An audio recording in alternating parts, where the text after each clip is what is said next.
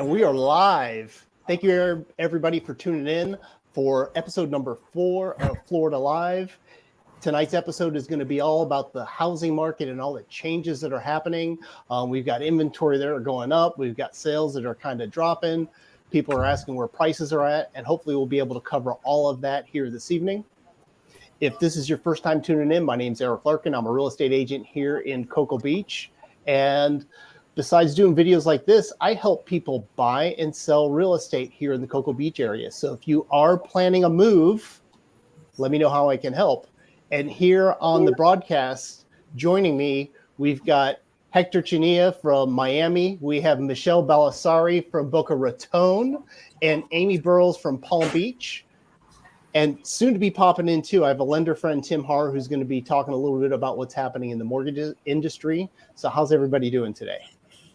Great. How are you guys? We are all good.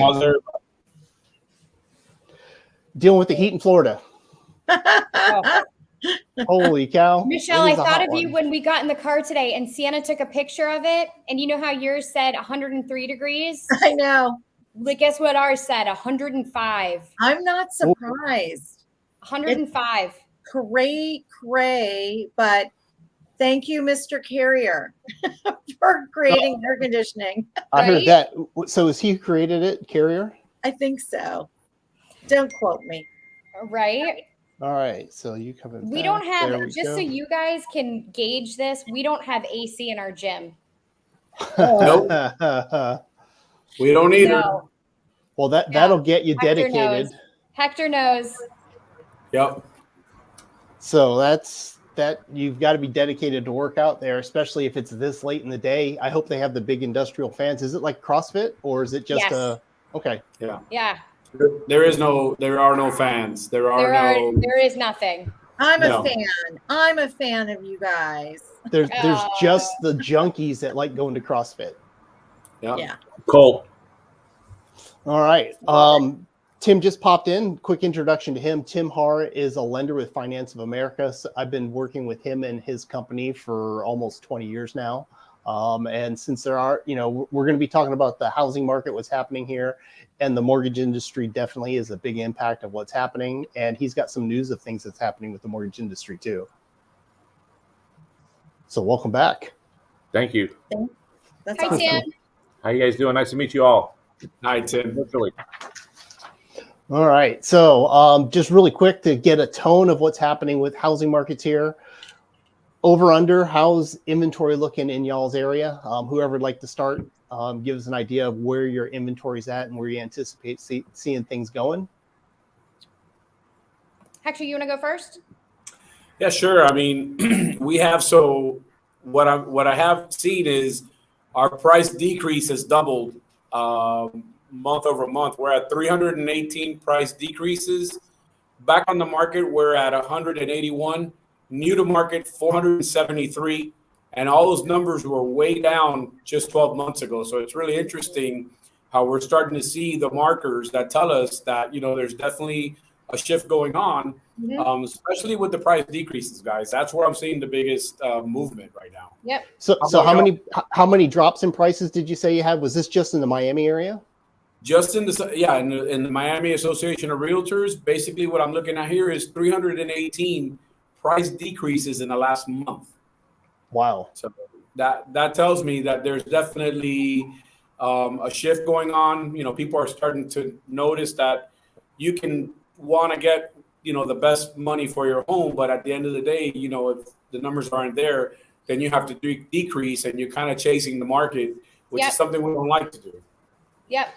But it is a reality now. Aimee, how are things in Palm Beach? So, For sure. Okay, really similar, but if these sellers have a good agent like us, right, and listen to us to price it at market value, you're still going to get over asking. I just had one of my listings go up and over asking because we priced it right? So price it aggressively, and it's not pricing it under market value. It's pricing it at what the market looks like today. So taking that into consideration, and my seller was fantastic. I said, look, we can price it up here to where it was, 6 months ago, but you're going to end up dropping the number all the way down here, or we can price it here and go up to here, which now there's that gap. And she listened to me, and out the door, we got multiple offers on it. So those are still happening as long as the sellers listen, and they're still going to get a fantastic price for their home. They all have equity in their home still, and they're going to get a fantastic offer for it. So, but yes, definitely seeing those price decreases, and only because they were listing them too high out the gate. Yep. That's it. Totally Yeah, agree. pretty much the same. Yeah, exactly. I'm getting Yeah, Kate, in less than a week I had multiple offers and under contract in less than a week. Fantastic. Right. Congrats. So what's up in Boca Raton, Michele? Oh, we're seeing inventory levels go up, and we are definitely seeing price reductions happening. So pretty much on trend with, what Hector and Aimee are saying. I look to see the difference in the inventory.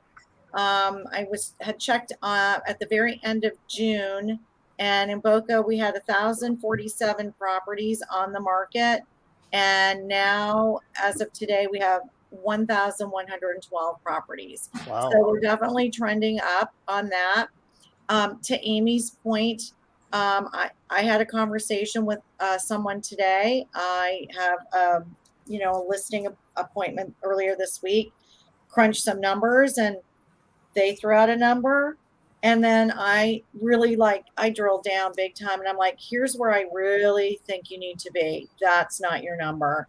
You do not want to be sitting on the market for a long period of time. So if we don't get any offers within this time frame, you need to lower the price of this home. Like, let's not play this game. Your goal is to sell the house. My goal is to sell the house. It's not to have the house hang out on the market. Yep. And hope. Michele, do you have a special day time frame? I know that I have a time on the market when I tell my clients. Do you guys have something like that? And mine's pretty spot on every single time. I'm curious. What do you mean by time on the market? Yeah, so if you do the reduction. Like if my property sits on the market if that 11th day comes up, if the 11th day comes up and we haven't had any action or talk about a contract, that's my special number to then have a discussion. And I have this going into the listing presentation that we sit down and discuss this, and then we do it my way. Yeah. Cool. Yeah. And 2 weeks is a good barometer for that. We discuss it and we go, okay, we tried it at this. It's not going to work, but we're going to go back to the other scenario. Exactly. But that was pre-COVID too. Yep. Right. So that's where that number was pre-COVID. And now it's circled back around to that 11 days. So sorry to interrupt, but yeah. It's all good. It's totally good. So really quick, what's happening here in Brevard County, Cocoa Beach, pretty similar things. Inventory is climbing. I think we could all say that. And we had a comment, which I'll dig into to find, but they were asking how many price reductions are we having? And I don't really look at that very often, but I was surprised to see for June, we had over 800 price reductions here in our local MLS. And so I went back and dug in just to see where things are at. Last June, there was just over 500. But when I looked at year to date, January through the end of June, there's actually more reductions in price last year than what we're dealing with here, just to kind of look at the bigger picture to see where the trends are going and have been coming from. Mm-hmm. So yeah, definitely the price changes with the listing agent is important. Have that conversation up front, and things like this will certainly help sellers once they tune in too. What's up, Hector? Do you think, Eric, it's more because people are pricing it right, or do you think it's more because people are just paying what is being asked for the property? Well, I think the price reductions that we're having now is because sellers have been able, the first 3 months of the year and all of last year, if homes are selling for $300,000, we'll just say in a community, they could price theirs at $325,000 and they'll get multiple offers and it'll end up selling $345,000 or $350,000. So they're still keeping that I'm going to stretch the market kind of mentality. And May was when things really started tapping the brakes with the inventory going up. And June definitely was an indication with all the price changes that we're having, which, kind of tapping the brakes with things that are happening. Tim, how are things going in the mortgage industry in regards to like new applications that you're getting in for people buying homes versus 3 or 4 months ago? What kind of trends are you seeing with lending? Right. So we just had a corporate meeting, and my company has, for the last year, has been talking about the shift. I'm like, what the hell is the shift? Well, now we know what it is, but they were ahead of the game. So just to give you real numbers, so last year in the month of June, our company did $3 billion in mortgages, closed mortgages. This year, we did 600 million. So that's 1/5 of what we did last year. Now, Holy cow. you got to take out refinances because refinances went away, but it's still real numbers. But the purchase market didn't take a dump as bad as the whole market did. So I don't want to be fear-based at all, because you still have 30% of the people that are buying with cash still, and then so 40% of the people went away because the rates are too high to refinance. So as purchases go, I think we're still fine. You're going to see a softening of the market.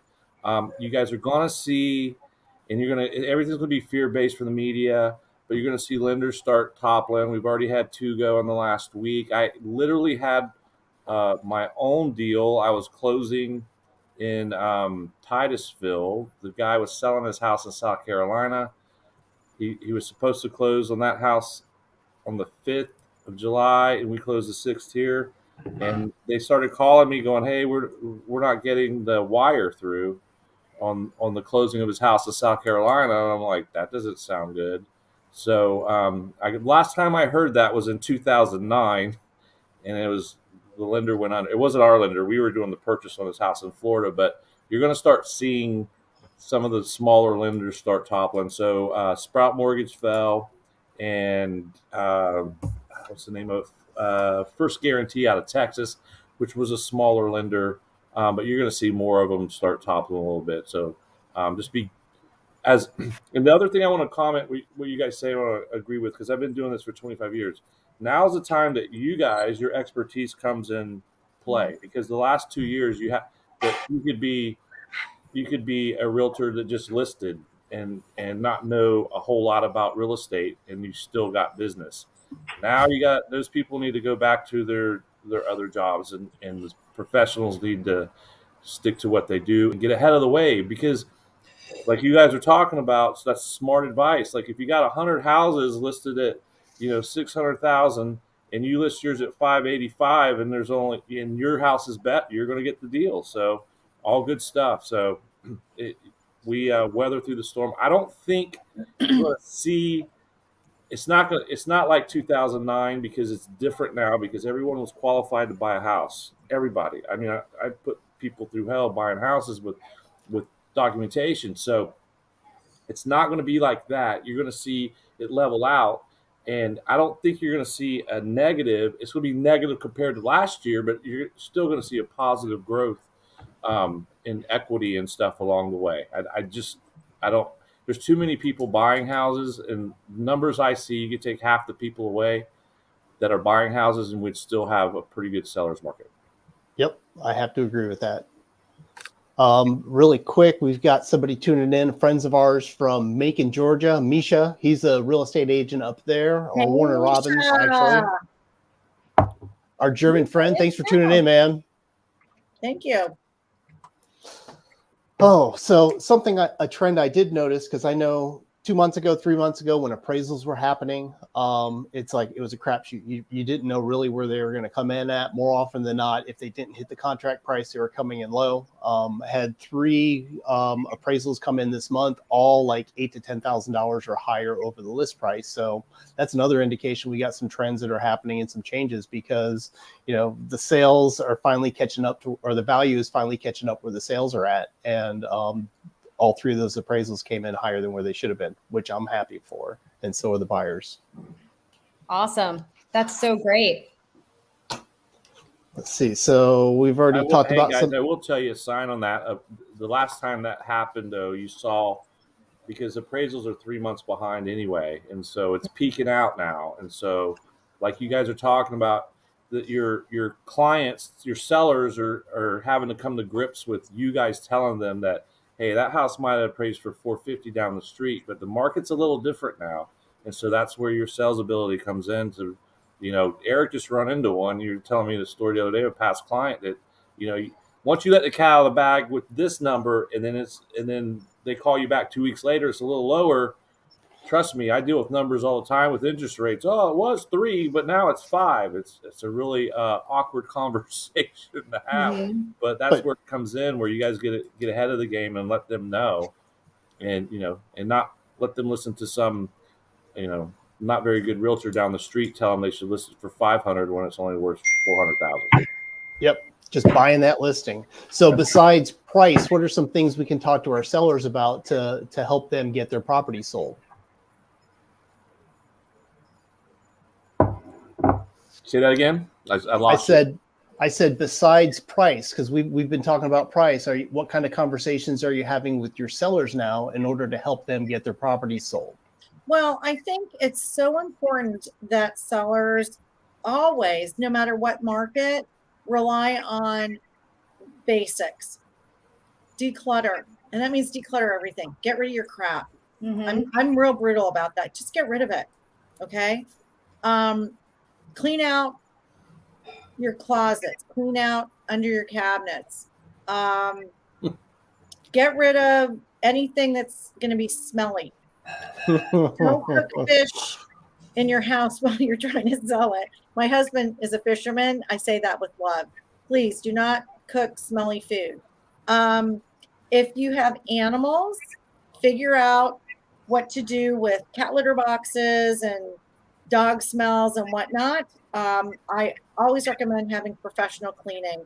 Nobody cleans a house better than a professional cleaning company. Do some touch-ups. Your curb appeal is so important. Go outside, look at it with a critical eye. What do you need to do? I have a video on my YouTube channel, and I think it's like I spent $125 or something like that. And I got plants and mulch and did some stuff in my own yard. And I used that as an example of how quickly and simple you can do that sort of thing. Your backyard, get rid of the old stuff out there. Get rid of the old patio furniture, the old pots, anything that you're not using, get rid of it. Know when your bulk day is. Plan ahead, get that stuff out in the curb. Trust me, half will be gone before bulk even picks it up. If you need a fresh coat of paint in the house, that's probably one of the least expensive things that you can do on the interior is that piece of it. But I'm telling you, just having a clean palette of a home when somebody walks in makes all the difference in the world. That also includes furniture. So look at your furniture. What aren't you using? What's old? What's dated? What's smelly? What can you get rid of? And if you think you need a couple pieces, hit up your local thrift stores. Great way to give back at the same time. You can always hit up a consignment store, and you can pick up a few key pieces and also move furniture around. You want 100%. Your rooms to be as big and spacious as possible. That is huge. And I think because it was so easy to sell your home the last 18 months, sellers are like, oh, I don't need to worry about that. I don't need to worry about that. Nobody cares about that smell. Nobody cares about how my yard looks. Yeah, they do now. Right. I agree. I mean, they should. I agree with everything. I agree with everything Michele said. A little bit of paint goes a long way. It's one of the easiest things you can do. Decluttering is very important, and depersonalizing is important as well. The trend for a while was everybody would say, well, I'm going to put this saying on the wall. And some of that stuff, people would put up things that were religious or were kind of personal. So I always say, look, go ahead and take it off. Let's try to make it attractive for everyone and not just for one specific buyer. We're looking for a pool of buyers. We're not looking for one specific buyer. And in our chat, I always believe that you should get a storage unit to empty your house so that it does seem bigger. And Michele had put in the comments, don't get a pod. So if you do get a real storage unit, or if you do use a pod, get it off your property. I agree. I mean, these companies will come out, pick it up, and move it for you. I mean, you say, hey, X day at X time. If you're going to have your open house on a Saturday, don't wait until Friday because anything can happen. Set up that pod for a pickup on a Thursday. That way you give yourself some time and make sure nothing goes wrong. You're going to have to pack it up anyways. Correct. Right. Do it before the photographer shows up. 100%. That's right. Now, here's the good news. If God forbid it's still there, box brownie is our little secret weapon to have things removed. It's worth $20. But disclose that it may be there. And really quick, for those of you who are watching at home, if you could drop in the comments where you're watching from, that would certainly be appreciated. And if you are watching it on the replay, let us know that you're watching on the replay where you might be watching it from too. And of course, any questions you have, we'll be more than happy to answer here during the show or afterwards in the comments. Let's see. So what about buyers? Right now, buyers are getting a little cocky. What are because as they should, because the market has changed, they have a little more leverage in regards to negotiating skills and things that. Maybe additional time for the contingencies. What are some things that you are either recommending to your buyers or seeing buyers doing? I'm seeing concessions, guys. Yep. I'm seeing that and they're able to get it too because buyers aren't willing to pay what they were paying 3 months ago. So you still have those comps that are there, like Tim was talking about. And that Eric, you were talking about how your buyers were, their appraisals were coming in higher. Yep. And so that being said, those buyers, they've got that. It's incredible. They've got that leverage. And some are using it to buy their points down, but then a lot of lenders are saying, don't do that because down the road, you're going to be able to refinance. So just, use that for your closing costs or whatnot. So there's a couple of different things there. Excellent. And we got Joanne tuning in from Port St. John's. Tim, you might know Joanne. She's a local realtor here with Remax Solutions, I believe is who she's with. And then I think we all know Caitlin, or at least Aimee does. I know Caitlin. My girl. We all know her. But I'm glad you brought up the points. Tim, what are you seeing in regards to points or recommendations for buyers as they're getting their loans? Are they paying a lot for the points to lower the rates, or what are some of the recommendations or things that you're doing with that? Right. So a lot of loans, there's no choice. I mean, I shouldn't say that. So you got to think about, from my standpoint, I got to qualify people. So you can pay 5.5 with 2 points, or you're paying 6.5 with, a half a point, but they don't qualify at 6.5. So you gotta pay the point. So basically what's going on with the market right now is a thing called compression, and I won't let your eyes glaze over, but it's exactly what Aimee said. It's the lenders are saying don't pay the points because they're feeling like down the road rates will go down and we can refinance you. That's a little presumptive, but it's okay. But right now, so think about this. So the lenders sell loans off to people that buy investors that buy mortgage-backed securities. Those guys, the mortgage-backed security guys that buy these loans, pay for them, and then they're hedging that rates are going to go down too. Mm-hmm. So if you pay for something and you run a table and go, hey, we need to keep this thing for 5 years to make money, but you think rates are going to go down, then they're making you pay up front so they don't lose money. So you're going to see for a while people having to pay points or higher rates to qualify. Now, the other thing that you said that I agree with as far as listing and you guys is to give you some insight. So as you're listing properties, that's another thing. You're gonna appeal to more people if you're able to pay closing costs or help the seller or the buyer out, because there's a whole segment of the population that has been out of the market for the last 2 years because they don't have enough money to put down and pay the closing costs. And so now if the sellers are willing to do that, you guys are going to get 20 to 30% more people available to be able to buy houses now. So just keep that in mind when, you can still list it for that, but they're willing to pay closing costs. You're going to attract a lot more buyers. Yep. And we are definitely seeing that again in regards to some buyers' offers. The sellers are agreeing to those closing costs. Let's see, we've got a couple questions from previous shows. Let's see if I can get them on there. I can't read that. My hunch is that none of you deal with low-end buyers. Oh, yeah. So this person here was talking about low-end buyers and where the interest rates are. What do you see with folks who are like first-time buyers or maybe at the lower price point? What can we do to help them get into properties? Right. So are you talking to that? me? I'm talking to everybody. Okay. So who wants to jump in first? Tim, why don't you jump in, and then I would like to follow because I have millennials.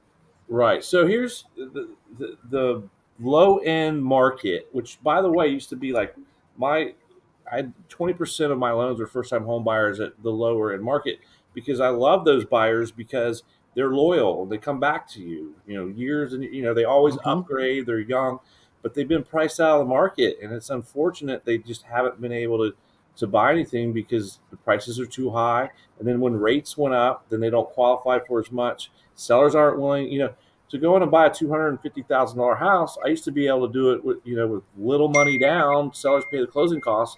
Now they have to come up with 25 grand.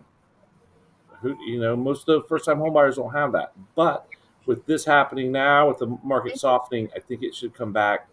And like I've told you guys as listing agents to keep that in mind, you're going to open up a whole plethora of the market. Now, the lower end stuff, like if you're talking lower end price range, that has nothing to do with the loans.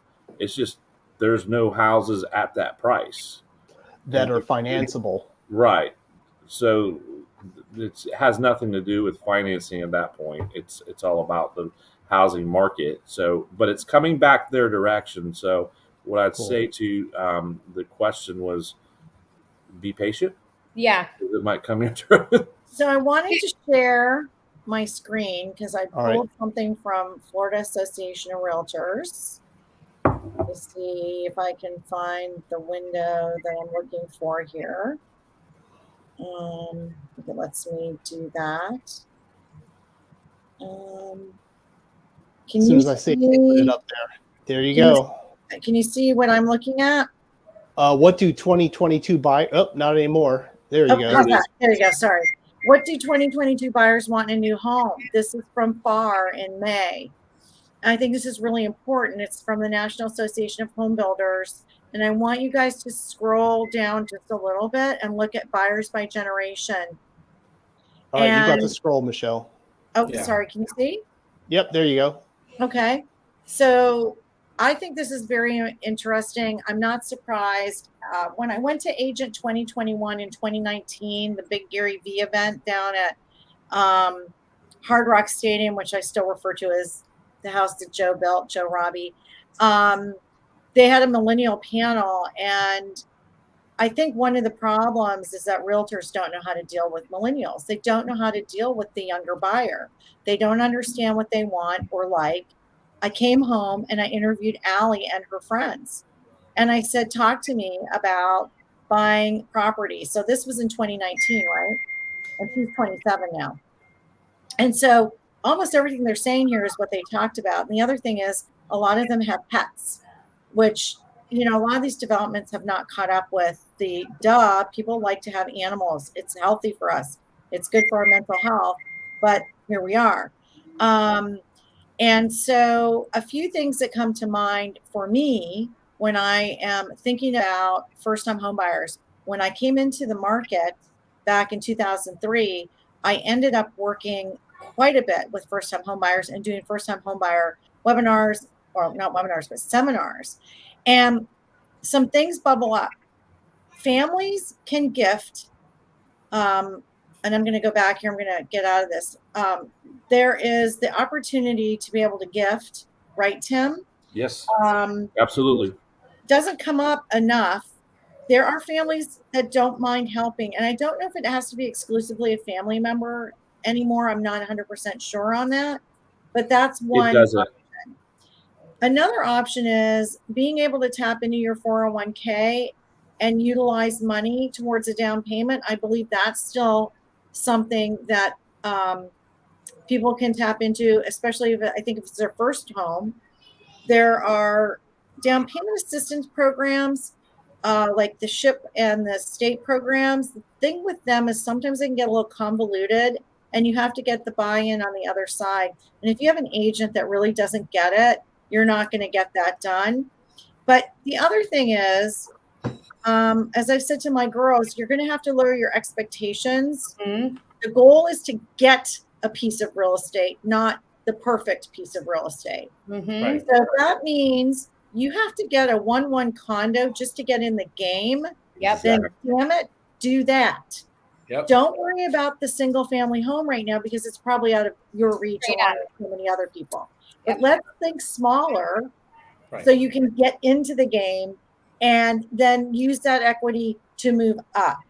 And that's exactly my take on this market. It's like, okay, so I sold one of Kylie's friends a condo in 2020. We closed at the very end of March, and we know what was going on in March of 2020, right?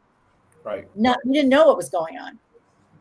Her equity from that little condo that she bought 1-1 for $175 on the Hillsborough River in Deerfield Beach, by the way. It's probably got over $100,000 of equity in it. Okay. Now that's of course because of the market conditions that we've been dealing with, which are extraordinary. But my point is, you can still find small things, put some sweat equity into it. Right. And also too, Tim, talk to us about when there's too many renters in a development, how that affects somebody trying to get a loan, because that's what we were almost up against. And we figured out it was okay. But if one more person owned a property in this condo, that loan was not going to happen. Mm-hmm. What, Michele, what kind of loan was she getting? Do you remember? Conventional. Okay. I haven't run into the renters versus owners in a while. I run into occasion with FHA, but not conventional. And I don't know if it's because the lender you're using had maybe an overlay or something, but I don't run into it. It used to be a big issue, but how much did she end up putting down? Well, I think she was putting down a smaller down payment, so it was going to have a full condo review. Right. Mm-hmm. So usually, and that's the conversations that we have to have with these buyers, so they understand like why they may not be able to see certain properties, or they can see them, but they may not be able to do anything. Yeah. Right. So 5% down. I don't know every scenario because every condo is different, and so the first thing I do when you're looking, I go ahead, get it under contract. And the first thing I do is I get the condo questionnaire and I get it submitted to my condo department and they make it go away. If you're concerned about it, and I ask Eric questions too, like because I'm usually dealing with his buyers or whoever I'm dealing with, and go, have they closed conventional loans in there before? It's usually not the occupancy point. It's usually the condo questionnaire. It's the budget. Oh, yeah, wow. But the occupancy doesn't normally scare me very much. So, but what about, I believe Michele had asked, what if an owner owns like 5 properties in a condominium? Will that have an effect? That's different. So I thought you were asking about, yes. So if they own over 10%, there. Yeah. So you got to be super careful with small units or small complexes that have 10 units, and a guy owns 2 of them. Well, he owns over 10% at that point. And I had one go south on me on the West Coast, and it was because their budget was off by like $1,000, and it wasn't one of our products. I had to do a jumbo, and it ended up being a Chase product, they wouldn't do it. So, but yeah, budgets are a bigger deal with condos. So Eric will tell you the first thing. The reserves. That's right. The first thing you asked me, how much are in reserves. I hear so many times that the lenders, the client's great. We got an approved loan. If it's a condo, first thing we do is get that condo approved and sniff out any problems with it. Because I hear so many times, like 2 days before closing, the condo's not approved for other lenders. And I'm like, man, that does not happen with me. No way. Yeah, do your homework. Yep. That's right. I've seen that as well. Tim, we just had one fall apart on us right before I left on vacation, which is where I'm at right now. I'm in Naples. But there was one thing I wanted to ask you, Tim, regarding the Homes for Heroes. I know it's something that started on July 1st, and it's a big deal for all of us here, right? We all love what we do. We're part of Real Broker. We're having a great time with this awesome company. But I know that everybody knows or is related to or has been with or works for first responders, teachers, nurses, firefighters. I think Aimee's related. Somebody in your family, Aimee, is in the. My husband.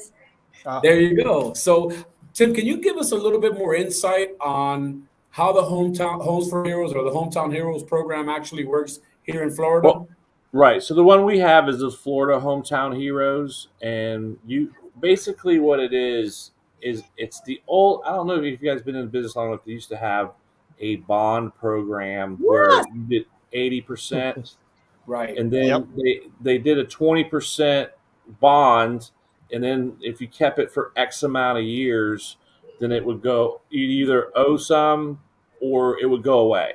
And so I think it works like every year it gets a little less and a little less. So that's basically what it is. And I will tell you that it's so brand new. I was like, they're going to ask me that question. I pulled it up today because it's that new.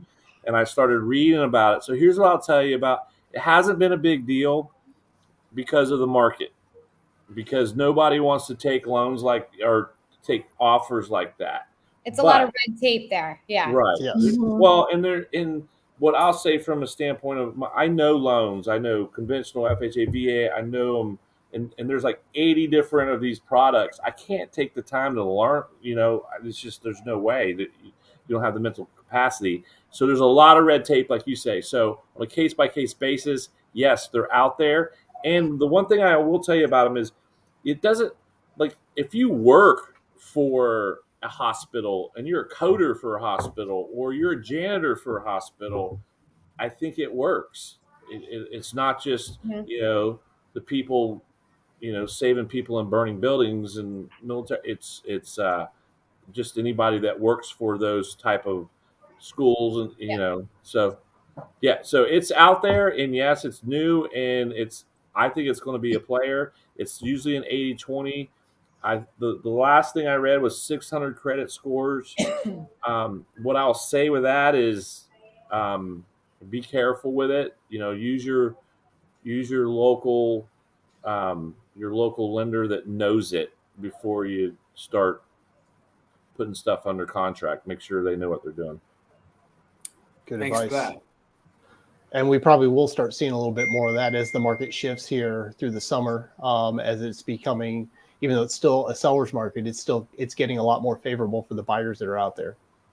Well, let's segue into the VA FHA buyer situation too, because in particular, I think one of the challenges too for the first-time home buyer, because they are typically at a lower price point, FHA is great until you deal with a realtor on the other side that doesn't understand it or doesn't want their seller to take it for whatever reason.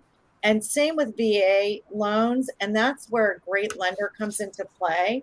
And I've leveraged my lenders in the past and said, can you please have a conversation with the listing agent or write an email so that the seller is very comfortable with these loans, because usually the other side doesn't know how to explain it. So they just, because they don't understand it, they just tell their seller, no, that's not a great loan. VA loans are fantastic. It's just, there's just not enough information that's passed along through the pipeline so that the seller and that agent are educated. That's where we as agents do have a teaching moment. And right. I know that happened to me a few years ago. And once we got the seller on board, we were good to go, Right. So here's what I'll tell you guys about that. And y'all need to leverage that as much as you can now. So I recently had that deal that I was telling you about. It was a VA loan, and the people buying his house, they couldn't buy it. I literally called the listing agent. I go, look, this guy did nothing wrong. he is a disabled veteran, and so you need to let your seller know that all we're asking for is more time. He's going to put his house on the market and sell it. I go, and you can have her call me, and I'll put a full-on guilt trip. You talk about you love the military. Well, no, let's prove it. This guy's got stuff in pods moving it down here. He had nothing to do with the fact his house didn't sell. I had a clear to close loan on this part, and the only condition was he sell his house up there. They fell through up there, and so we got an extension on it. The lady never called me, but I'm willing. But make sure you have your local lender. If I can do loans in the whole state of Florida, but I have no problem calling people.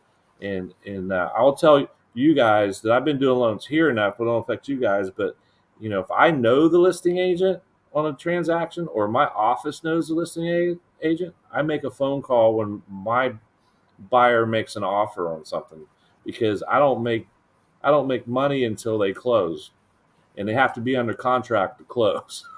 Yes, so, they do. Right. I call them and go, hey, get my buyers better than all the other ones. So to your point of the VA, I had a buyer coming down from Virginia and was initially going to get a rental until I asked the proper questions and said, what is it about?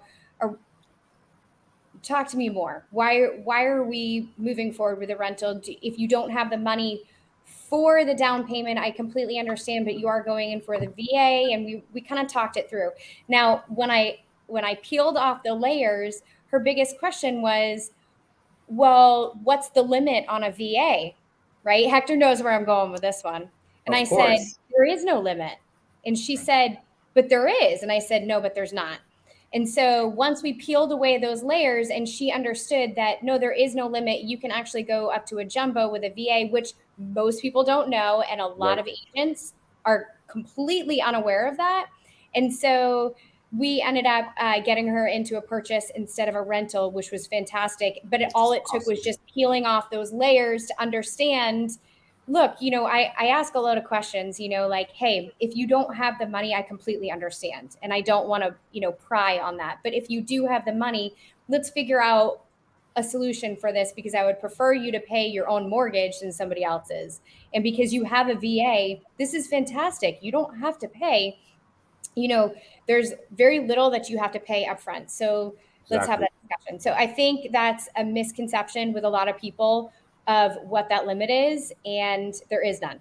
Right. So here's so VA 100% to $1 million, and then over to 1.5 million, it goes to 95%. Okay. 95% of what's over $1 million. You follow? Right. So. Yep. It's a great loan for people. And here's the deal. So VA loans aren't the problem. The challenge with VA loans is there's a funding fee. And if you've used it a couple times, it gets pretty expensive. But there's no mortgage insurance. And so it works itself out. And if you got no money, it doesn't matter. But most of the guys I'm doing VA loans for now have a VA disability, because they've all been in the war for the last 20 years. Right.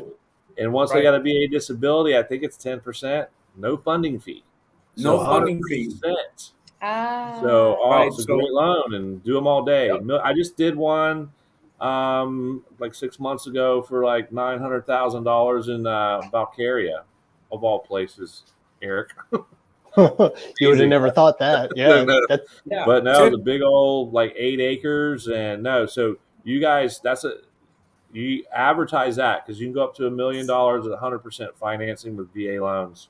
Absolutely. So for our audience, Hector, thank you for your service. Yes. Thank you, Hector. Thank you, Aimee. And Tim, you're right on. I mean, I have a disability. I have a 10% disability for tinnitus in my right ear. And when I went to get my pre-approval, I was approved for just under $1 million.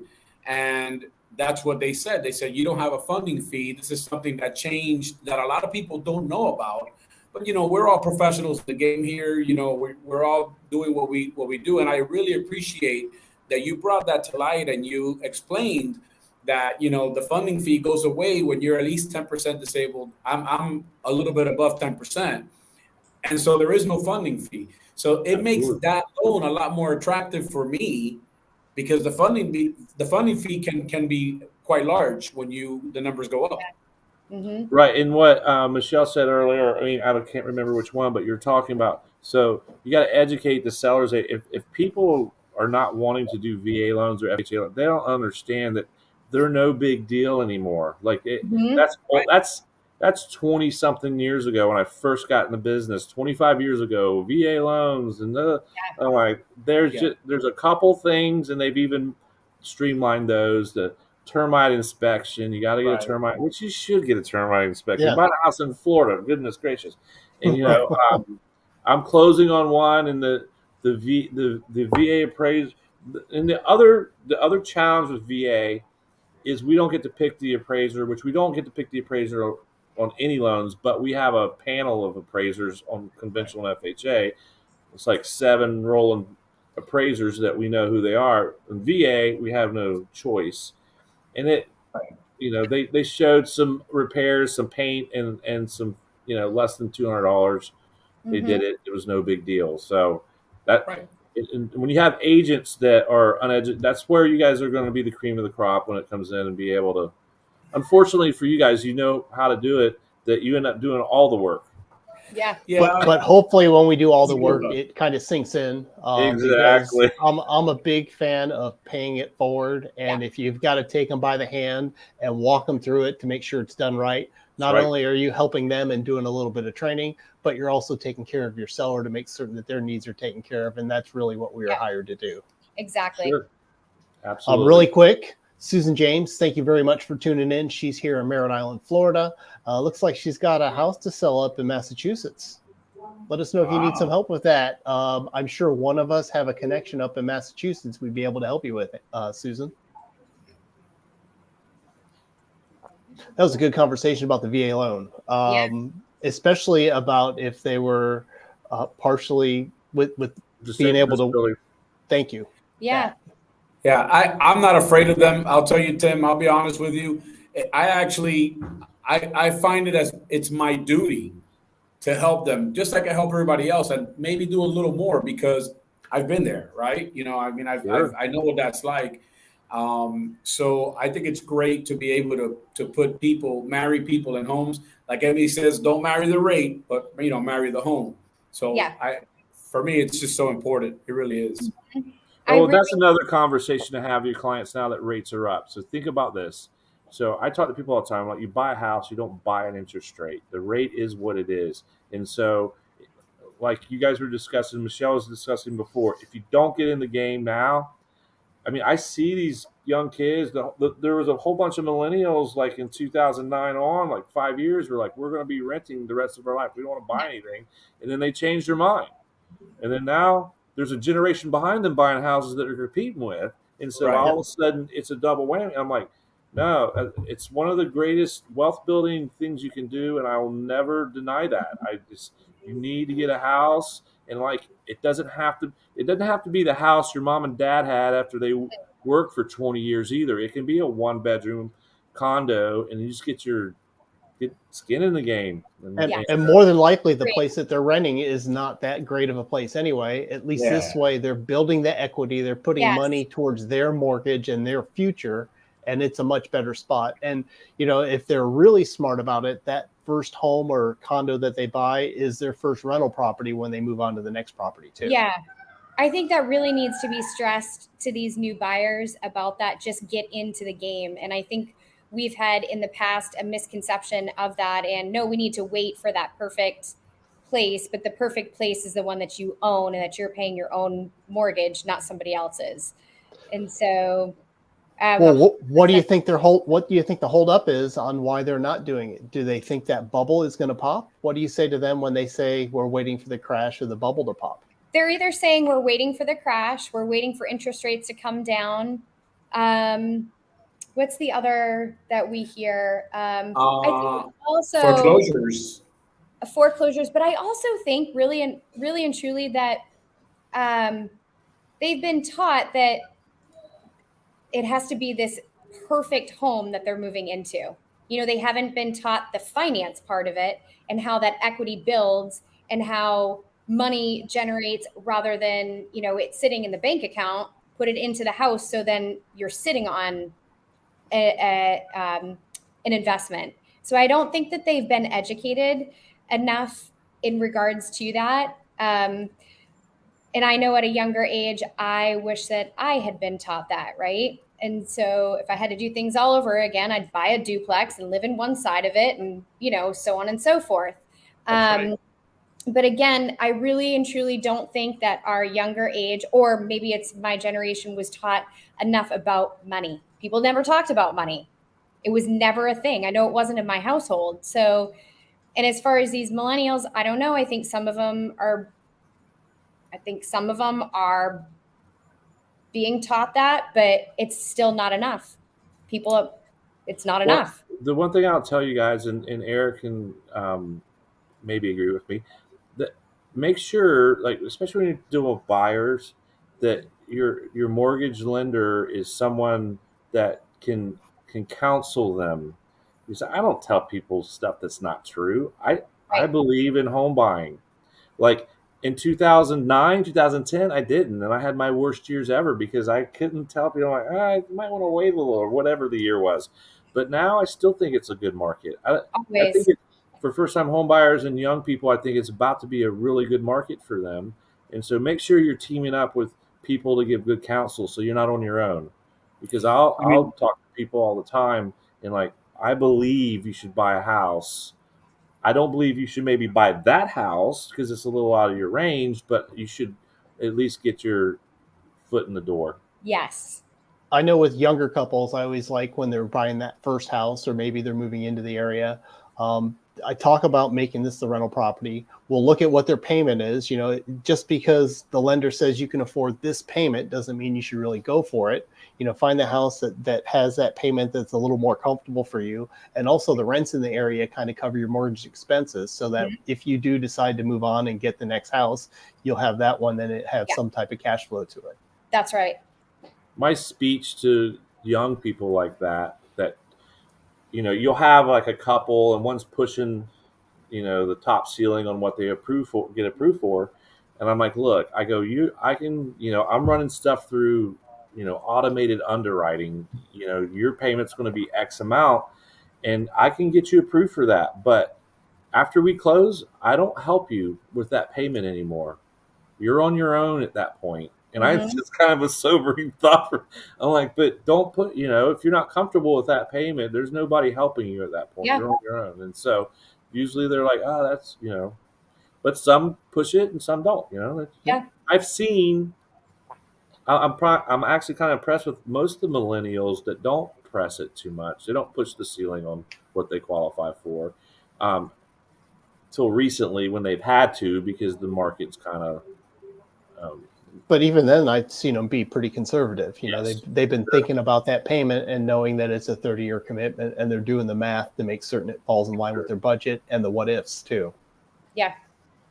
Yeah, I mean, Tim, I like the fact that you're honest with them right from the onset, because what you don't want is 5 years from now they're underwater for whatever reason, or they're not even breaking even on their initial investment. They're at a point where they're going to walk away from this property, from this home that they saw it and they fell in love with it. And now it's become kind of like a nightmare, like a house of horror or something. So I really appreciate the fact that you're honest. I know Michele, Eric, and Aimee, I know we're honest with our clients, and I tell them, listen, this is what it's going to be. And if you're not careful and you push that ceiling too high, you're going to reach a point where you're going to have a problem down the road. So I'd rather gain a friend and lose a client than lie to them. One of the things that I've always done, whether they're first-time home buyers or not, is what are you paying in rent? And what's your comfort zone as far as how much more can you afford? Oh, we're paying $2,000. We're okay with $2,300. Okay. Hey, favorite lender, can you back them into the mortgage amount that they really can afford and are comfortable with? That's how I do it. Yeah. And it's a great idea, Michele. Yes. Yeah, when we do it that way, you have you don't have the disappointment. Okay, because, sometimes these pre-approvals that come out are just ridiculous. And then they figure out, oh, well, I can't afford this payment with principal, interest, taxes, and insurance, or if they're moving into a condo. And the other thing too is they have to be aware that a lot of these condos, which we talked about on a previous episode, are going to have substantial assessments coming up, and they're going to have reserve problems coming up.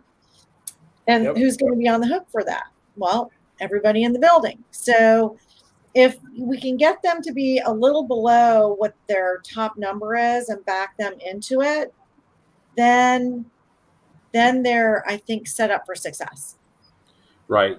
So one of my things that I preach, I guess preach is a good word, is margin. You got to create margin in your life. And I try to, especially the young ones, is like, guys, you got to have a little margin. You can't push for everything. Time, money, life, you need margin. And so, like exactly what Michele said, I had this is years ago, and single mom, just got divorced, and I could have got her qualified for this house, but I wasn't comfortable with it. I'm like, it was an older house. I'm like, well, this lender says they can do it. I'm like, I am not. The AC goes out and you're done. Like, you're done. Like, she had no. I'm like, do you have family in town? She's on her own, and I ended up not doing the loan and felt better. I don't know what happened, but I just didn't feel like. I'm like, the other lender was offering it. It wasn't like I turned her down. I was just like, let them do it, because I want to sleep at night, because she was pushing I mean, it was way over the top. So, some FHA loans, they'll go to 55 back end ratio. And so somebody makes, think about that for a second. Someone makes $60,000 a year. 55 is over 2,500, payments 2,500, and they go buy a car after they close. There's no margin there. So, yep.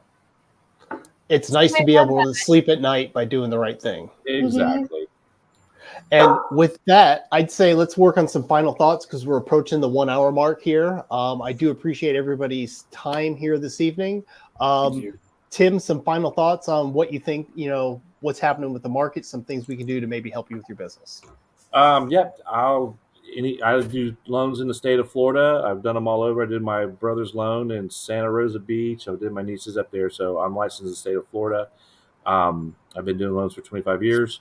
As far as the market, I think we're okay. There's not going to be a pop, I think it's going to deflate a little bit, but you guys should have a positive attitude about it and just embrace the good stuff that's going to happen out of it, because we're going to get people that weren't able to buy houses now able to buy houses. And I appreciate you guys having me here today, and thank you for talking to me. Yeah, man, I'm glad you were able to make it. Thank you. Aimee, you want some final thoughts? My final thoughts are, buyers, by all means, don't get scared. I want to walk you off that ledge right now. Have a conversation with one of us.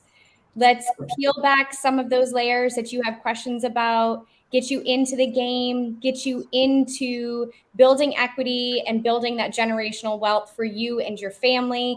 And it's super important, and we're all here to help you. And that would be my personal closing thoughts there for all those buyers. So we're here for you. Awesome. Hector, what do you got for us?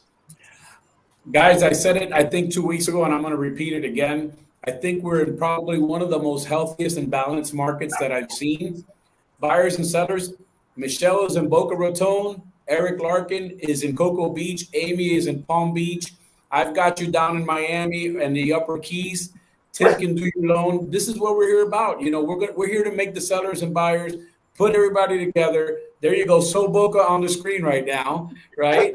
I'm, living the MIA sunshine, moved to Cocoa Beach. So, I think we're doing a great job, and I think that it's such a healthy and balanced market. I'm really happy to be a part of this, and I want to thank everybody for being here, especially Eric for putting this on. Great show, guys. Thank you. Cool. Awesome. One last thing I was going to share. Sellers, if you get a decent offer, let's make it work. This is not the market from 2 months, 3 months, 4 months ago. Listen to your agents. If your agent says, this is a great offer, let's like not complicate this. Do you want to move? Let's go. And agents, don't be afraid to have that hard conversation with your sellers. They are looking at us for that information. That's right. That's awesome. And that's true. And all I've got to say is this market is adjusting. I don't see it really crash and burning. I just see a little adjustments happening until the buyers get used to accepting a 5% interest rate instead of a 2.5% or 3% interest rate. Yes. Those were great while they were here, but I don't really see that coming back anytime soon. And more often than not, if you go back the last 2 years at any gap in time, house values are generally higher that day than they were 2 years ago. So if you're wondering if now's the right time to make that move, talk to a lender like Tim so they can go through explain to you what the process is, what you can afford, what your payment would be to see if it makes sense. And if it makes sense, go for it. If it doesn't quite make sense just yet, continue renting, work on saving that money and cleaning up your credit because your time's going to come. That's right. Well said. Cool. All right, everybody. Well, thank you, everybody who's joined in, whether it's live or on the replay. I appreciate it very much. And until next time, we'll see you next week on Florida Live. Bye, everyone. Bye, everyone. See y'all.